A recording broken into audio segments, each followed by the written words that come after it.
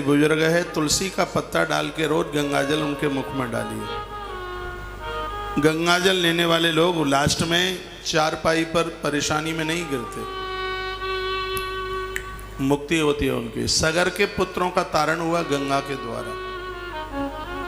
आगे आप कथा में सुनेंगे 60,000 सगर के पुत्रों को मां गंगा ने जीवन दान दिया, प्रभु धाम पहुंचा दिया।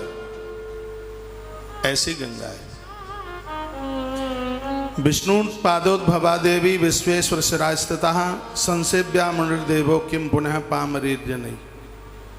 जो नारायण के चरणों से निकली है, ब्रह्मा के कमंडल में महादेव के सिर पर विराजित है।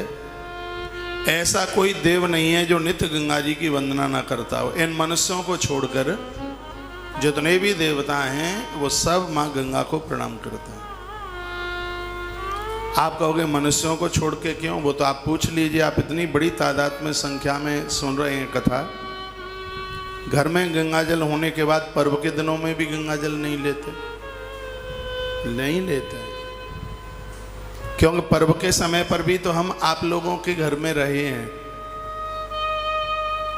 हम कहते हैं कि थोड़ा गंगाजल दीजिए। महाराज जी क्या करेंगे गंगाजल का? मैंने शकल देख लेंगे गंगाजल की, फिर पूछेंगे तो ये रोज लिया जाता है? मैंने नहीं, मरते समय लिया जाता है, रोज की जरूरत थोड़ी है इसकी। जब मरेंगे तब ले लेंगे एक बूंद, जब घायल पड़े रहेंगे तब। शिव महापुराण में तो यहाँ तक लिखा है, आप गंगा स्नान को गए हैं, डुबकी आपने लगाई है, सूर्य भगवान को अर्घ नहीं दिया, एक केटली में घर गंगाजल लेके नहीं आए, तो गंगा स्नान करने का कोई पुण्य ही नहीं मिलता। गंगा माता के प्रति, नदियों के प्रति अति श्रद्धा रखिए। यस्यैकतं ललाटे तु ध्रियते मनजोत्तमयि तत्रैव नेत्रं वर्गेह विदुर्दाह समुज्ज्वलतम्। भगवान शंकर के माथे पर चढ़ा हुआ जो जहर है, विष है, वो तो भगवान ने इस गंगा के द्वारा ही उसको ठंडा कर दिया। जटाओं में गंगा को महादेव रखते हैं, शंकर की जटाओं में गंगा है। कोई तो बात होगी जब गंगाधर गंगा को भैया धारण करता है, कोई तो बात होगी। नारद पुराण में बड़ी सुंदर इस महिमा का वर्णन किया है। यजमज्जनम महापुण्यम दुर्लभम त्रदो वक्षाम सारूप्यदायकम विष्णु किस्मस्ता कथयते परम। धन्य हुए लोग वो कुल पावन हो जाते हैं, पवित्र हो जाते हैं, जिन घरों में गंगा को प्राप्त किया गया है, गंगा की स्थापना की गई है। बच्चों का नाम संस्कार हो,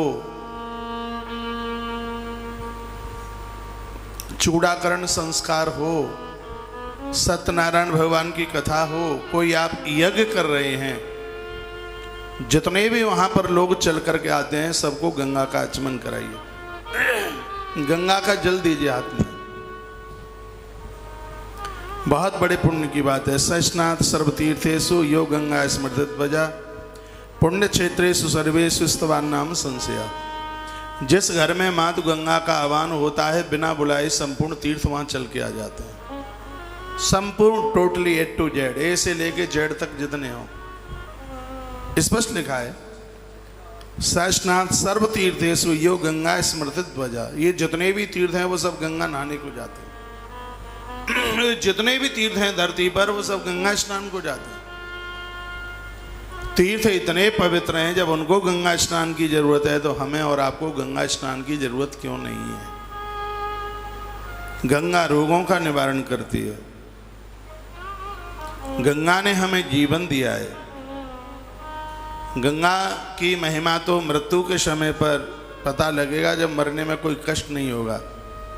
जो गंगा के प्रति जिन्होंने श्रद्धा रखी है, यत् तृष्णातम नरम दृष्ट्वा पापोपि स्वर्ग भूमि भाग मदंग स्मर्श मात्रेण देवा नाम देवो भवेत्। कितना सुंदर श्लोक है।